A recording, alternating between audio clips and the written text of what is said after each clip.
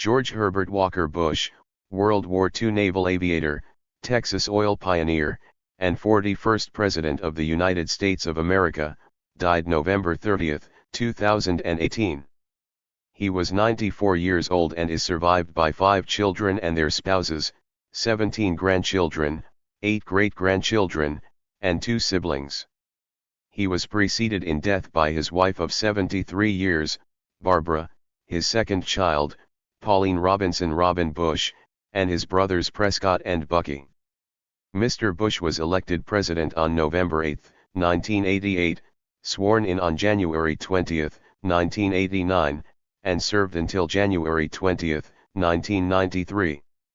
During his term in office, a revolution of human liberty swept the globe, emancipating tens of millions of people and unleashing a series of transformative events.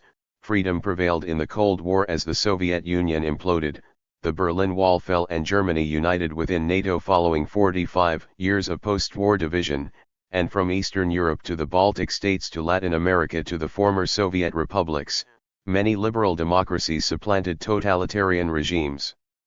During this historic period of cooperation, as he called it, President Bush worked with Soviet leader Mikhail Gorbachev and other key global figures to end the Cold War peacefully and usher in a new geopolitical era marked by political self-determination, the spread of market capitalism, and the opening of closed economies. In August of 1990, after Iraqi troops under dictator Saddam Hussein invaded neighboring Kuwait, President Bush forged a coalition of 32 disparate nations to restore Kuwaiti sovereignty and uphold international law. He subsequently used the political capital gained from that decisive victory to convene the Madrid Peace Conference in 1991, bringing Israel and its Arab neighbors together in face-to-face discussions for the first time. President Bush also drastically reduced the threat of nuclear attack by signing Strategic Arms Reduction Treaties, START, in 1991 and 1993, and negotiated the North American Free Trade Agreement, NAFTA, in 1992 that President Clinton later signed into law. He ordered military operations in Panama in December of 1989 to restore democracy and bring an international drug trafficker to justice, and in Somalia in December of 1992 to reopen food supply lines shut by feuding warlords that had precipitated a famine. Mr. Bush was the first sitting vice president elected to the presidency since Martin Van Buren in 1837, and only the second American president elected to serve a full term without party control in either chamber of Congress. Nevertheless, on July 26, 1990, President Bush signed into law the Americans with Disabilities Act, which among other accomplishments eliminated the barriers to employment, public accommodations, and transportation services for some 43 million citizens with disabilities. Later that same year, he signed the Clean Air Act amendments of 1990, which guided America's environmental policy for more than 2 decades. The Education Summit Mr. Bush hosted in 1989 with all 50 U.S. governors at the University of Virginia helped to spur a national reform movement. The 1990 budget agreement he signed codified into law real caps on discretionary spending by Congress while cutting the deficit by historic levels. As president, Mr. Bush launched his Points of Light initiative to promote volunteerism and community service across America, and during his term in office he named 1,020 daily Points of Light hailing from all 50 states. Long before he entered the political arena, however, he demonstrated his belief that there could be no definition of a successful life that does not include service to others. While at Yale, for example, he helped lead an annual charity fund drive that benefited the United Negro College Fund. In 1953, he helped establish the YMCA in Midland, Texas and served as chairman of the founding board. The Bushes also started the Bright Star Foundation to support cancer research following the death of their 3-year-old daughter, Robin, from leukemia on October 12, 1953. After leaving the White House, President Bush chaired the Board of Visitors at the University of Texas MD Anderson Cancer Center from 2001 to 2003, as well as the National Constitution Center from 2006 to 2008. Together with his wife, Barbara, Mr. Bush served as honorary co-chair of Sea Change, a collaborative group of key cancer leaders from government, business, and nonprofit sectors who are committed to eliminate cancer as a major public health problem. He also served as honorary chair of the Points of Light Foundation and the World Golf Foundation's First Tee program from 1997 to 2011. Of special note was his partnership with his successor, President Bill Clinton, to spearhead public awareness and financial relief efforts for victims of the 2004 Indian Ocean tsunami, Hurricanes Katrina and Rita in 2005, and Hurricane Ike in 2008. In 2005, President Bush accepted an appointment from United Nations Secretary-General Kofi Annan as Special Envoy for the South Asian earthquake disaster following a devastating earthquake in Pakistan that claimed nearly 75,000 lives. He also teamed up with former Presidents Jimmy Carter, Bill Clinton, George W. Bush and Barack Obama to launch the One America appeal that raised over $41 million in relief funds after the 2017 hurricane season devastated large swaths of Texas, Florida, Puerto Rico, and the U.S. Virgin Islands. On September 1, 1997, the George Bush School of Government and Public Service opened on the campus of Texas A&M University in College Station, Texas, followed 2 months later, on November 6, 1997, by the adjoining George Bush Presidential Library and Museum. Both institutions thrived with the active involvement of President and Mrs. Bush, who kept an apartment on campus and were regular fixtures at Aggie athletic events. Outside his family, President Bush considered the Bush School, which educates and prepares principled leaders for public service, his most important legacy. In 1998, President Bush and his former National Security Advisor, Gen. Brent Scowcroft, co-authored A World Transformed about the 4 major foreign policy challenges confronting Bush administration: the Tiananmen Square uprising in China, the collapse of the Soviet Union, the reunification of Germany, and the liberation of Kuwait. In 1999 and again in 2013, President Bush released All the Best, George Bush, My Life in Letters and Other Writings, a collection of letters written throughout his life. In 2008, scholar Jeffrey Engel published President Bush's diary written during his time in China under the title, The China Diary of George H.W. Bush, The Making of a Global President. Mr. Bush and his family also cooperated fully with his daughter, Doro Bush-Kook, on her book My Father, My President, a personal account of the life of George H.W. Bush. Finally, then Vice President Bush published his autobiography, Looking Forward, in 1987 and dedicated it to my mother and father, whose values lit the way. President Bush received numerous honorary degrees and, after leaving the presidency, was awarded high honors from such nations as Kuwait, the United Kingdom, the Federal Republic of Germany, Nicaragua, Poland, the Czech Republic and Saudi Arabia. The Central Intelligence Agency headquarters in Northern Virginia, Intercontinental Airport in Houston, and several elementary and high schools in Texas were named for the former president. The USS George H.W. Bush, which is the 10th and last of the Navy's Nimitz-class supercarriers, was commissioned on January 10, 2009 at Norfolk Naval Station in Virginia and has deployed around the world in support of America's foreign policy objectives. Finally, on February 15, 2011, President Bush accepted the Presidential Medal of Freedom from President Barack Obama during a White House ceremony. George Bush's career in elective politics began in February of 1963, when he was elected chairman of the Harris County Republican Party following the resignation of his predecessor, James Bertrand. After losing his first campaign for the United States Senate in 1964, he was elected in 1966 to the U.S. House of Representatives from Texas' 7th Congressional District and served 2 terms.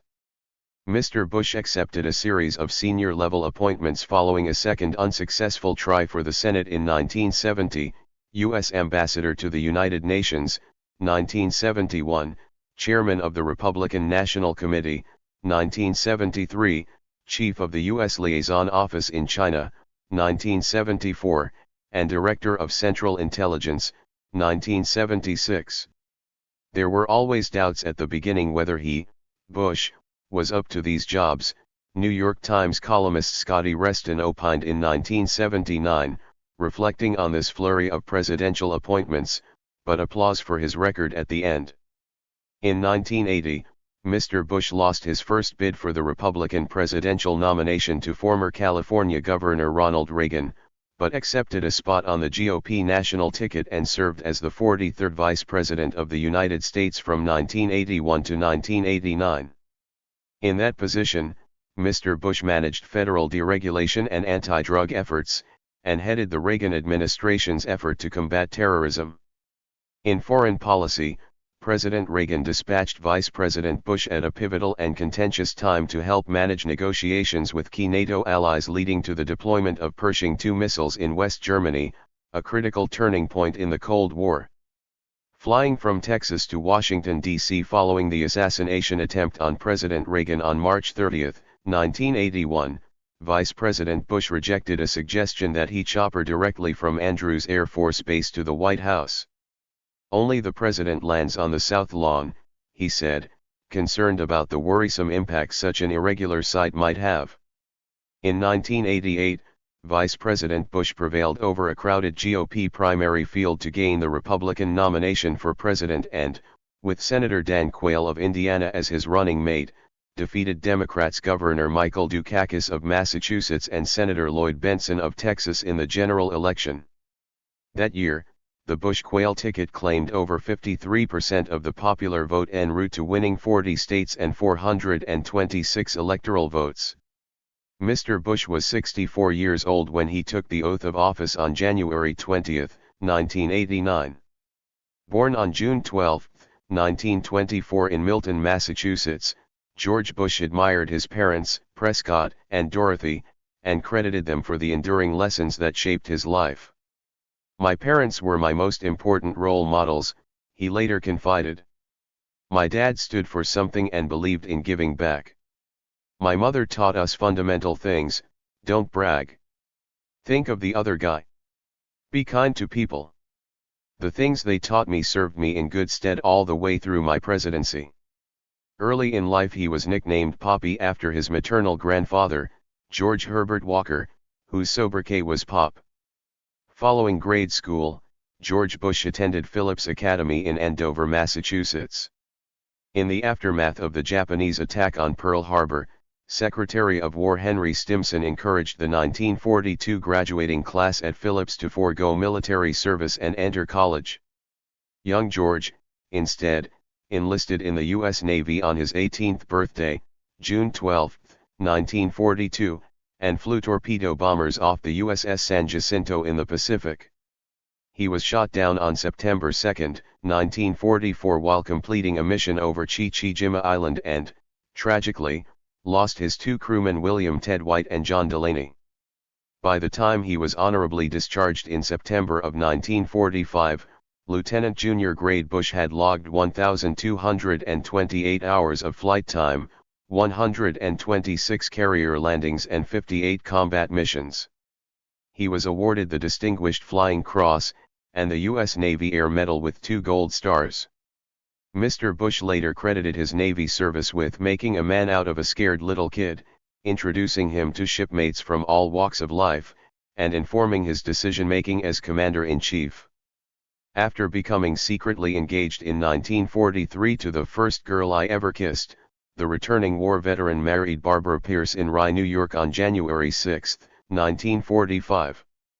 The newlyweds welcomed their first child, George Walker Bush, on July 6, 1946 while the elder George attended Yale University.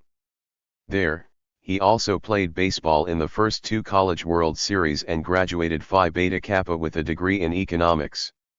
In June of 1948, the young Bush family moved to Odessa in West Texas where Mr. Bush began making his way in the oil business. One of his companies, Zapata, eventually became the oil behemoth Pennzoil Corporation, but long beforehand Mr. Bush had split off and launched a subsidiary, Zapata Offshore Co., that pioneered in offshore drilling with operations in the Gulf of Mexico, Brunei, Venezuela, the Sea of Japan and the Persian Gulf. Moving to Houston in August of 1959, the Bushes joined St. Martin's Episcopal Church where Mr. Bush served as a vestryman from 1965 to 1968. Together, President and Mrs. Bush had 6 children: George W., Robin, John Jeb, Neil, Marvin, Dorothy Doro, along with 17 grandchildren and 8 great-grandchildren. Their oldest son, George W., served as the 46th Texas governor from 1995 to 2000 and as the 43rd President of the United States of America from 2001 to 2009. Their son Jeb, meanwhile, served as the 43rd governor of Florida from 1999 to 2007. President Bush took great pride that his children and, later, his grandchildren were active in their communities helping others. President Bush, or 41 as he was informally known after George W. was elected president, loved nothing more than fishing and spending time with his family in Maine, where he also reveled in driving his motorboat at high speeds and entertaining an endless procession of guests. He made 7 post-presidential parachute jumps, the most recent of which took place at St. Anne's Episcopal Church near his seaside home in Maine on June 12, 2014 to mark his 90th birthday. Mr. Bush considered Houston, Texas his home, and Walker's Point, the family home in Kennebunkport, Maine where he spent a part of every summer except 1944, when he was serving in World War II, as his anchor to windward. "Now that my political days are over," he said the day his presidential library was opened in 1997, "I can honestly say that the 3 most rewarding titles bestowed upon me are the 3 that I've got left: a husband, a father, and a granddad." George Herbert Walker Bush prized loyalty and duty and was devoted to his faith, his remarkable wife and family, his countless friends, and the country he served, always to the best of his ability. Despite the rancor and cynicism that occasionally engulfed politics during his lifetime, he considered public service a noble calling. Polls of historians and political scientists have ranked Bush in the top half of presidents. A 2018 poll of the American Political Science Association's Presidents and Executive Politics section ranked Bush as the 17th best president out of 44. A 2017 C-SPAN poll of historians also ranked Bush as the 20th best president out of 43.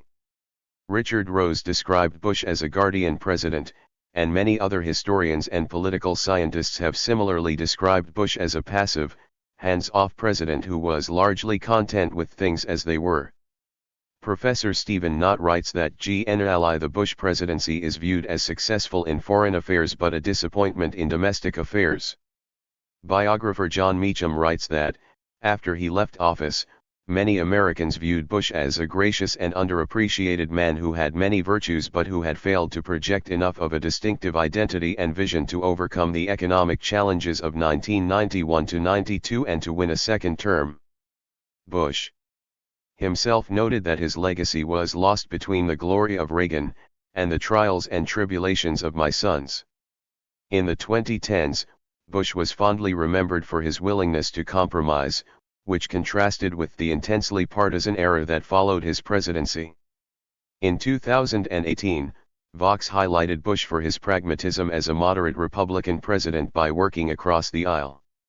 They specifically noted Bush's accomplishments within the domestic policy by making bipartisan deals, including raising the tax budget among the wealthy with the Omnibus Budget Reconciliation Act of 1990. Bush also helped pass the Americans with Disabilities Act of 1990, which the New York Times described as the most sweeping anti-discrimination law since the Civil Rights Act of 1964. In response to the Exxon Valdez oil spill, Bush built another bipartisan coalition to strengthen the Clean Air Act amendments of 1990. Bush also championed and signed into a law the Immigration Act of 1990, a sweeping bipartisan immigration reform act that made it easier for immigrants to legally enter the county, while also granting immigrants fleeing violence the temporary protected status visa, as well as lifted the pre-naturalization English testing process, and finally eliminated the exclusion of homosexuals under what Congress now deemed the medically unsound classification of sexual deviant that was included in the 1965 Act. Bush stated, immigration is not just a link to our past, but it's also a bridge to America's future.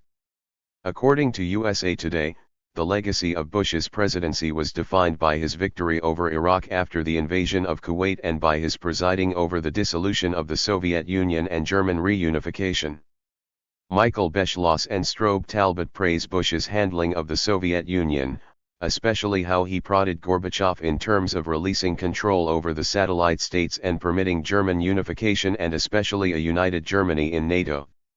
Andrew Bishvik judges the Bush administration as morally obtuse in the light of its business-as-usual attitude towards China after the massacre in Tiananmen Square and its uncritical support of Gorbachev as the Soviet Union disintegrated.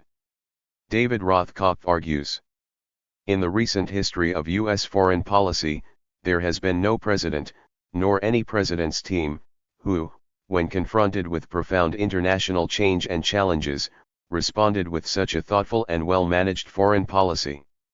The Bush administration was a bridge over one of the great fault lines of history that ushered in a new world order it described with great skill and professionalism.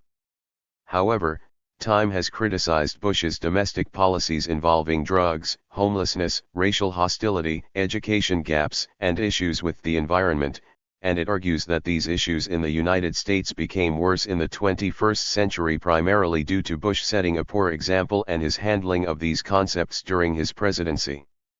In 1990, Time magazine named him the Man of the Year. In 1997, the Houston Intercontinental Airport was renamed as the George Bush Intercontinental Airport. In 1999, the CIA headquarters in Langley, Virginia, was named the George Bush Center for Intelligence in his honor. In 2011, Bush, an avid golfer, was inducted in the World Golf Hall of Fame. The USS George H.W.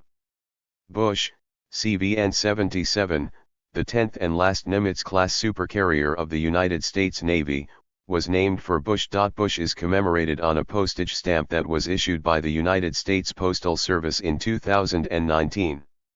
In December 2020, the United States Mint honored Bush with a presidential dollar coin. The George H.W. Bush Presidential Library and Museum, the 10th U.S. Presidential Library, was completed in 1997. It contains the presidential and vice presidential papers of Bush and the vice presidential papers of Dan Quayle. The library is located on a 90-acre, 36-ha, site on the west campus of Texas A&M University in College Station, Texas. Texas A&M University also hosts the Bush School of Government and Public Service, a graduate public policy school. In 2012, Phillips Academy also awarded Bush its Alumni Award of Distinction. Thank you for watching this video.